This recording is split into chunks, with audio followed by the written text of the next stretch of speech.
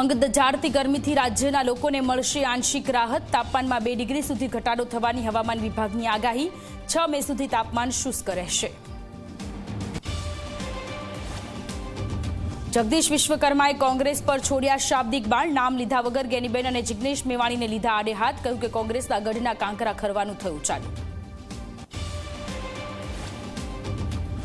સ્થાનિક સ્વરાજની ચૂંટણીમાં ડિપોઝિટ જપ્ત થયાનો આંક આવ્યો સામે. 2000થી વધુ કોંગ્રેસ અને 3000થી વધુ આપ ઉમેદવારોને 10% મત ન મળતા ડિપોઝિટ જપ્ત.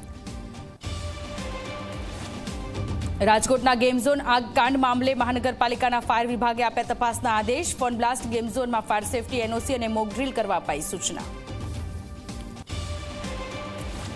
સુરતમાં ચપ્પુથી હુમલો કરનાર આરોપીઓનું પોલીસે કાઢ્યું સરઘસ. રિકન્સ્ટ્રક્શન દરમિયાન પોલીસે આરોપીઓને ભણાવ્યો કાયદાનો પાઠ. આરોપીઓએ સ્થળ પર માંગી માફી. અમદાવાદના ચર્ચિત શબનમ હત્યા કેસમાં એક બાદ એક મોટા ખુલાસા. હત્યા કરનાર પ્રેમી શમસુદ્દીન જીવિત હોવાનો ખુલાસો. ક્રાઇમ બ્રાન્ચ શમસુદ્દીનની કરી રહી છે પૂછપરછ.